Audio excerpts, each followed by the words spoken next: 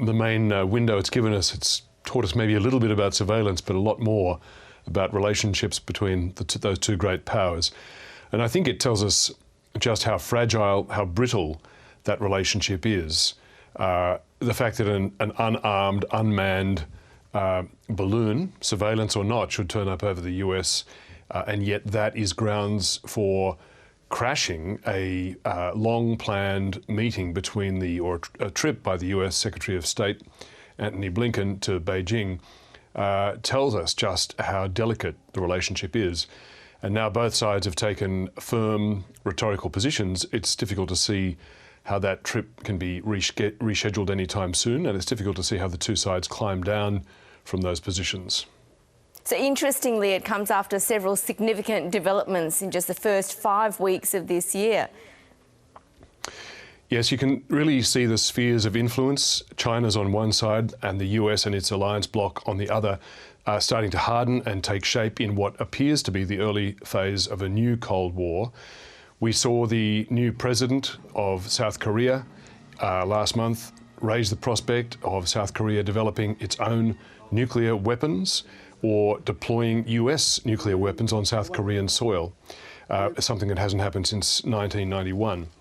We saw last week the Philippines agreeing to open access to 4 more of its military bases to the US, in addition to the 5 bases there that the US already has access to. And the Philippines government tells us that that is specifically to try to deter any Chinese government escalation, military escalation against Taiwan. And third and finally, we saw an agreement where the US got Japan and the Netherlands to agree that they will not supply the equipment that manufactures cutting-edge computer microchips to China any longer, an attempt to preserve the Western lead in that field and to prevent China catching up.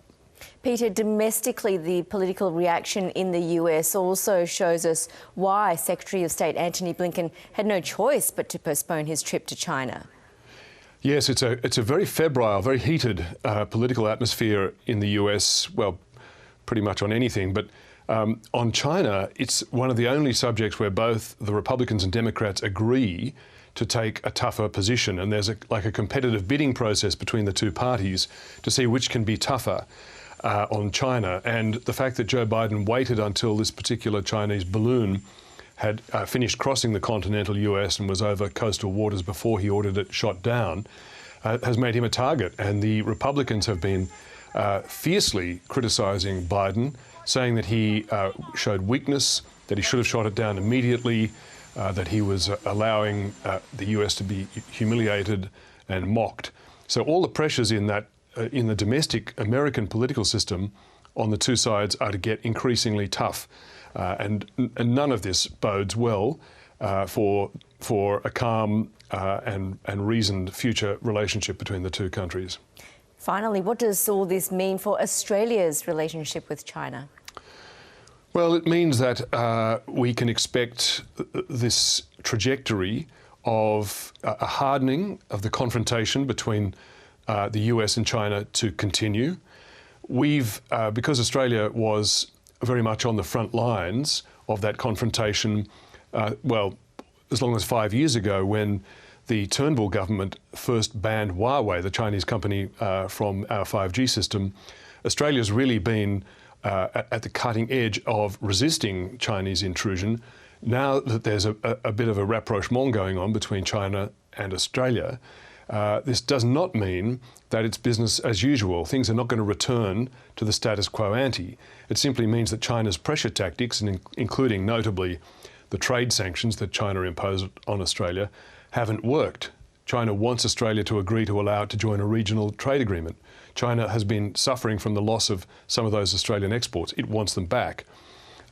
So this temporary rapprochement in the Australia relationship with China is like a little protected pocket, an oasis, which is likely to be temporary.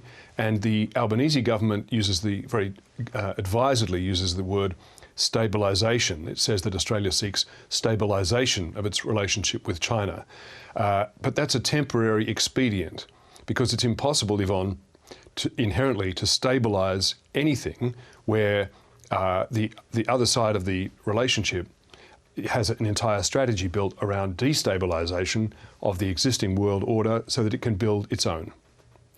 Really interesting and great to talk, as always. Peter, thank you. Pleasure, Yvonne.